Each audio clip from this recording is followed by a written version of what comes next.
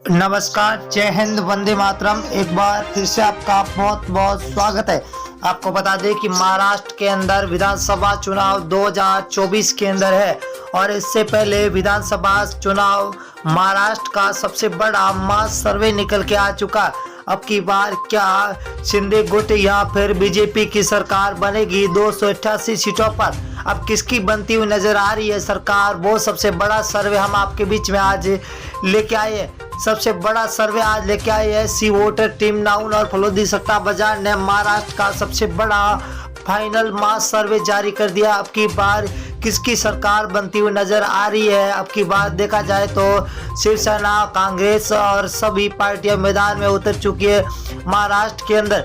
अब महाराष्ट्र की बात करें तो अब की बार 288 सीटों का सबसे बड़ा सर्वे आज हम आपके बीच में लेके आए हैं। उस सर्वे को देखते हुए सभी पार्टियों की धड़कनें तेज हो चुकी है कि अब की बार महाराष्ट्र के अंदर किसकी बनेगी सरकार और कौन मारेगा बाजी और कौन बनेगा अगला मुख्यमंत्री। सीटों का सबसे बड़ा सर्वे अगर हम पहले जिले की बात करें तो नंदुरबार जिला, जहाँ कुल 4 सीट है, जहाँ बीजेपी और शिंदे गुट को 1 सीट और एनसीपी को 1 सीट, शिवसेना को 1, कांग्रेस को 1, तो अन्य के खाते में 0 सीट जाती हुई दिखाई दे रही है। अगला जिला है अहमदनगर जिला, जहाँ कुल 12 सीटें, बहुत ही बड़ा जिला है, 12 सीटें, बीजेपी और शिंदे गुट को 5 सीटें मिल रही है, तो एनसीपी को 2, शिवसेना को यहाँ पर 3 सीटें मिल रही है, तो कांग्रेस 2 सीटों पर है। अगर बात करें हम बहुत ही बड़ी घोषणा की तो यहाँ पर है सांगली जिला। सांगली जिले की बात करें तो 8 विधानसभा सीटें, जहाँ 8 में से बीजेपी और शिंदे गुट को 4 सीटें मिल रही है, तो एनसीपी को 2 सीट, शिवसेना यहाँ पर 0 पर है, तो कांग्रेस 2 सीटों पर टिकी हुई है, अन्य 0 के खाते में जाते हुए दिखाई दे रही है।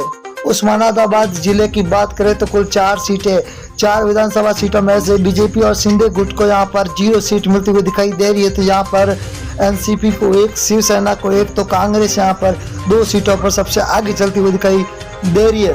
अगर हम नागपुर जिले की बात करें तो कुल 12 सीटें हैं, 12 सीटों में से बीजेपी और शिंदे गुट को 5 सीटें मिलती हुई दिखाई दे रही है, तो एनसीपी को 3 सीट और शिवसेना को 2, कांग्रेस को यहाँ पर 2 सीटें मिले। यहाँ पर बीजेपी और शिंदे गुट को सबसे ज्यादा सीटें मिलती हुई दिखाई दे रही है। वर्धा जिले की बात करें तो कुल 4 विधानसभा सीट है, जहाँ बीजेपी और शिंदे गुट को सिर्फ 1 सीट हाथ में लगती हुई दिखाई दे रही है, तो एनसीपी को 1, शिवसेना के खाते में 1 सीट जा रही है, वही कांग्रेस के खाते में भी 1 सीट जाती हुई दिखाई दे रही है।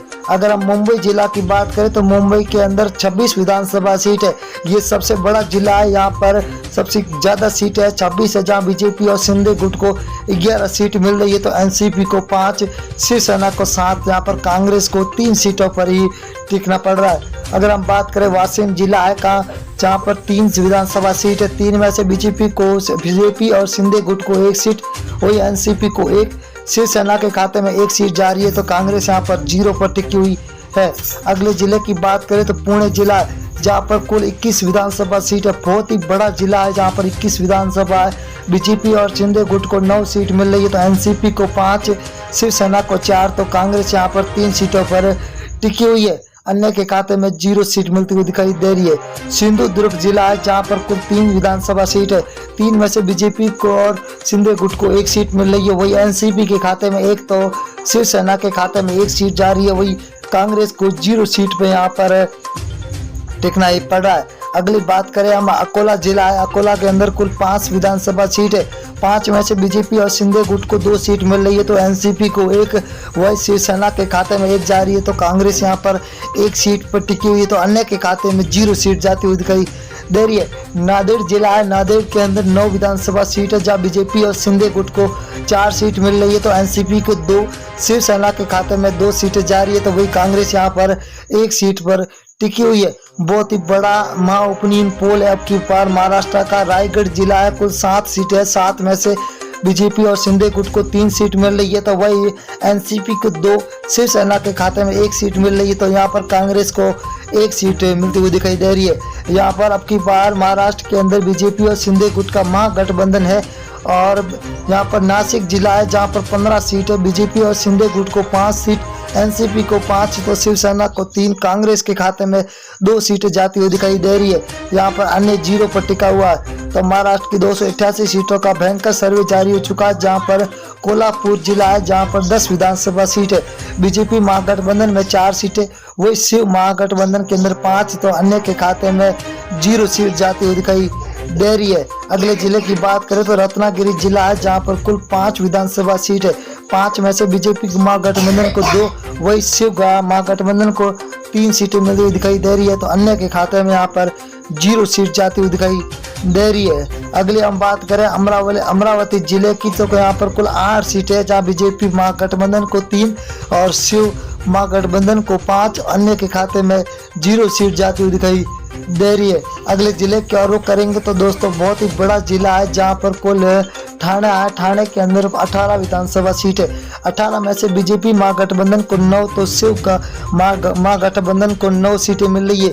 यहाँ पर बीजेपी और शिव दोनों महागठबंधन को बराबर 9 की सीटें मिलती हुई दिखाई दे रही है।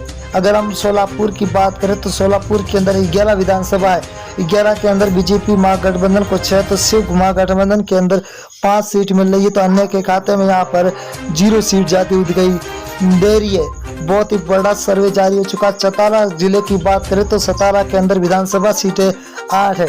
8 में से बीजेपी महागठबंधन को 2 सीट मिल रही है, तो शिव महागठबंधन को 6 सीटों पर टिका हुआ है। तो अन्य के खाते में यहाँ पर 0 सीट जाती हुई दिखाई दे रही है। अगले जिले की बात करें तो सांगली जिला है जहाँ पर कुल 8 सीट है। 8 में से बीजेपी को 4 सीट, तो शिव महागठबंधन को 3, यहाँ पर अन्य के खाते में 1 सीट जाती हुई दिखाई दे रही है। 288 सीटों का सबसे बड़ा महासर्वे जारी।